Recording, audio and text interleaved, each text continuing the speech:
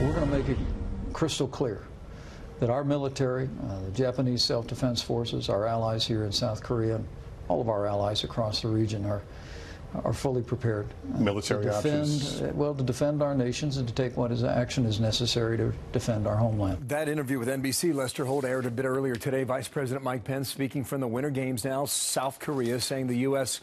remains vigilant against the North Korean threat. Meanwhile, we're getting this picture from the opening ceremony. You see that? That's the Vice President to the right, sitting just feet away from the sister of Kim Jong-un. We don't know if they spoke, or it is they have not.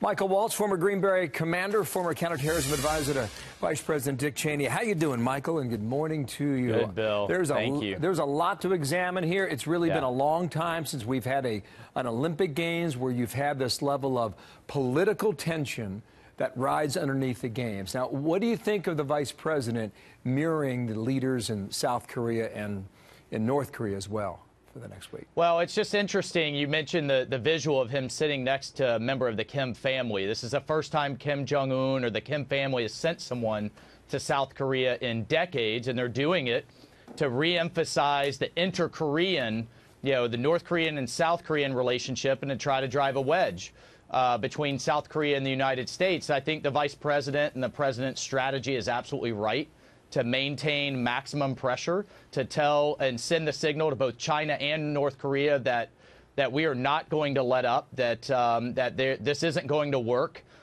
in terms of North Korea's playbook. To as soon as the pressure is dialed up to a point that they don't like it, then they reach out a hand and they try to extend their hand for talks. The Olympics provided an opening for that. I'm worried about the day after the Olympics, when we have to dial it right back up again, and South Korea has to be on board with that. Here's another image. Fred Warmbier, the father of Otto Warmbier, who was taken into custody in North Korea and died a few days later when his body was returned to Cincinnati, Ohio.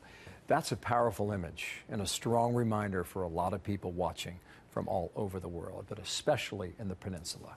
That's right. This young man was tortured, and then essentially his body was dumped back in the United States by the North Korean regime.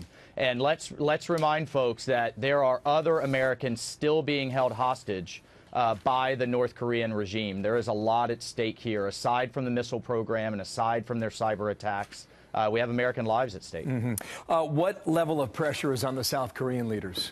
They have a relatively new leader head of that country who has made approaches toward the North Koreans, and he wants to take the temperature down.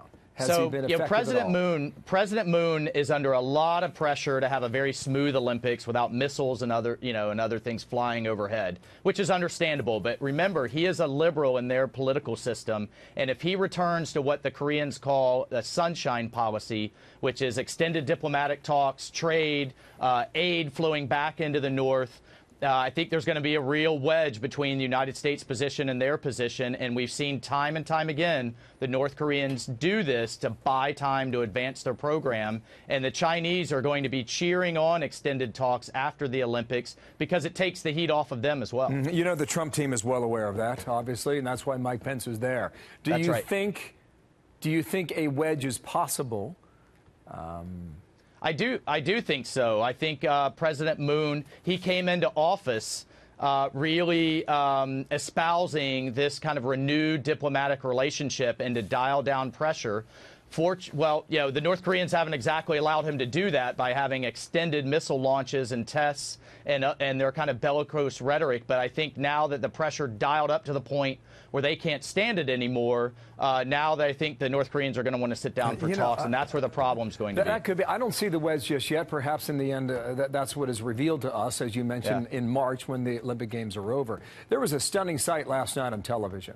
The North Korean flag is now flying in South Korea. Imagine what that does to the South Korean people and what they think. Last word on that. There's precedent for that. The North Koreans and South Koreans have done this in previous Olympics before.